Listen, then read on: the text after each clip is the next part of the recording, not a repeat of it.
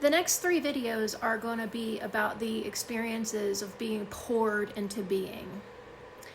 And I'm going to split these into 3 videos. This one is going to be about the integration with horse and other animals.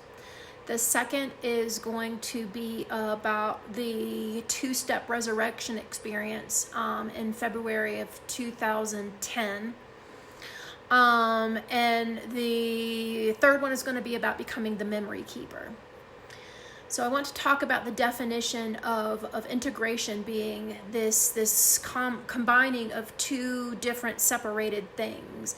And I use the word here to define how things like animals, plants, the ground, and other souls became unified within this physical body.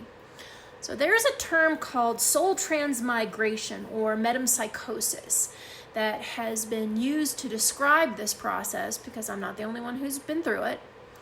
But it doesn't fit to me because, as far as I can tell, its primary association is held within the confines of definitions of reincarnation.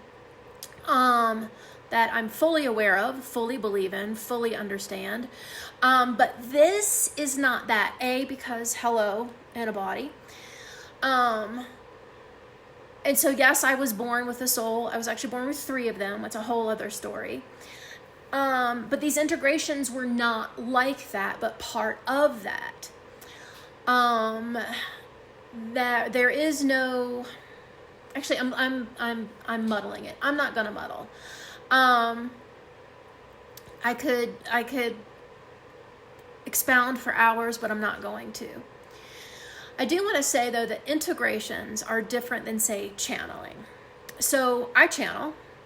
For me, it occurs in the healing process with clients. It occurs in sweat lodge. It occurs during ceremony.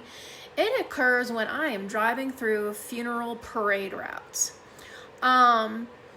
When it happens, these experiences are temporary. They use very little energy. They are not physically or mentally uncomfortable.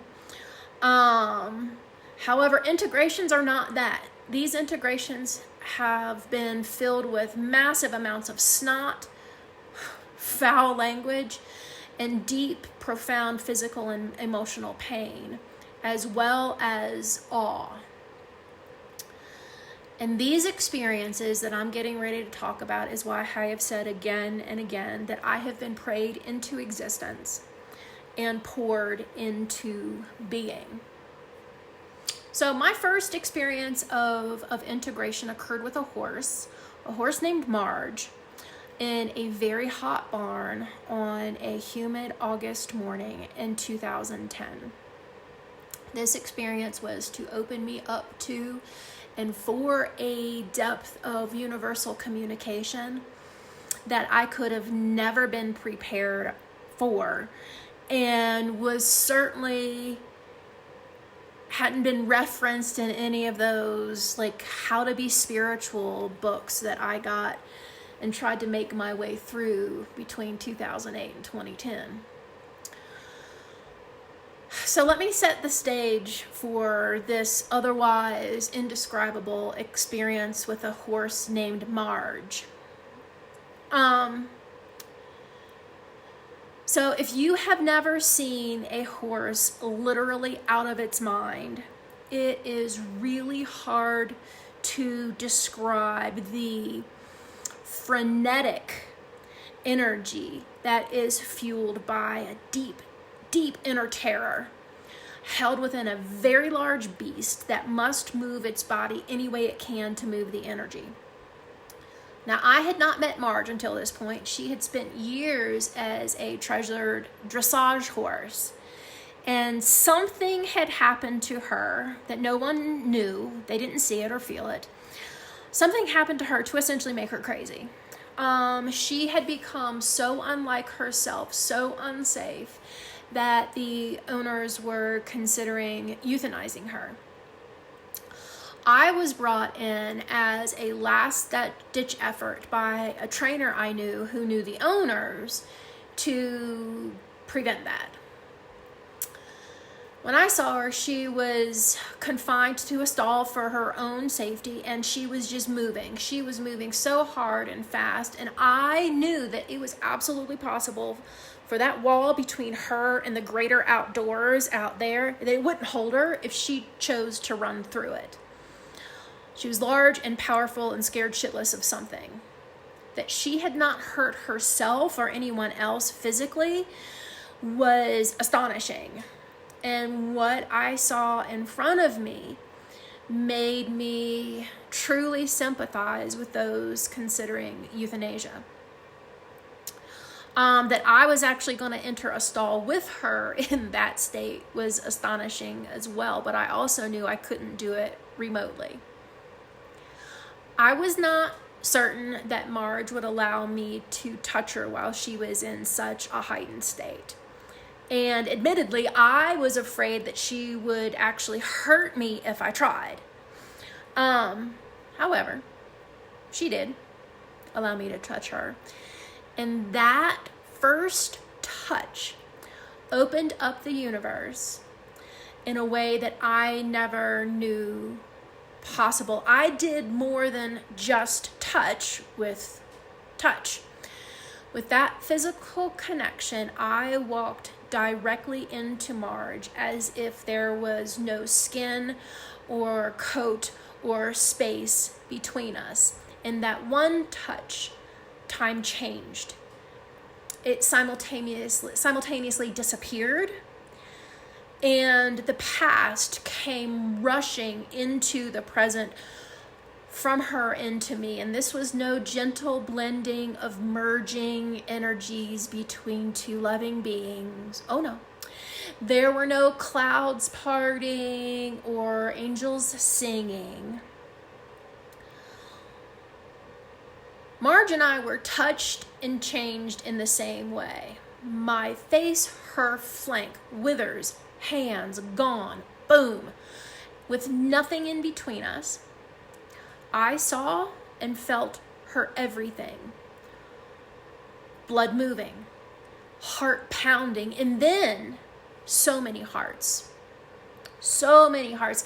It was as if the stampeding of her lineage came rushing through my entirety, straight into my body. Or like I was shoved into it as it came barreling through both of us. The movement of those energies was so massive, with a weight and speed full of the force of a thundering herd. I felt the pain of birth. I felt the pain of separation from home and heart and mother. And the rift for which those moments together were actually the mender of those moments. And even when I pulled my hands away, Marge and I were not separate. Horse and I were not separate. And in the midst of all of this stuff, I wept loudly. I mean, I sobbed. I was crying in a way I'm not sure I ever had. And I kept repeating out loud, this is not me. Because like how on earth could this, or could just Ingrid be doing this? Like what the fuck was going on? And there was finally a few moments where the energies running through her began to settle her and then intensify within me. They weren't quite pouring into anymore. They were definitely not passing through. They were gelling. They were gelling within me, merging entirely. And as they abated, my tears started to clear, and Marge is suddenly her calm and gentle self, like, hey, where's the snacks? And Michelle, the trainer who stood with me throughout the whole thing, just in case, I asked her what she felt through all of the chaos and pain and snot I was feeling. And her words were, I just felt a deep, swirling, powerful peace. And I could not imagine how anybody who had shared that same space with me and Marge in the chaos of a stampeding herd and the combined emotions between the horse, all of horse, and I could feel anything resembling peace. never mind powerful and swirling. I thought the swirling Michelle felt was me being like roiled within this like tsunami like wave of an entire lineage's pent up emotions of deep traumatic loss. A particular disconnection from mothers, fear from profound physical and emotional abuse of many throughout Marge's entire line. And that desperation to not just bust down barn walls and run, but for a different, permanent sense of freedom. And as we were joined, we all watched her demeanor dramatically change from this frantically crazed creature to calm and engaged as if there had never been an issue, like, who's got the feed bag? But through Marge, I did not just meet her entire lineage. They thundered through me. I met the entire lineage of horse, and in those moments, I became horse. Not a singular horse. I didn't become Marge. I became horse with a capital H, at the species and the spirit. And in that, there became a new relationship with all horses. They are messengers for me.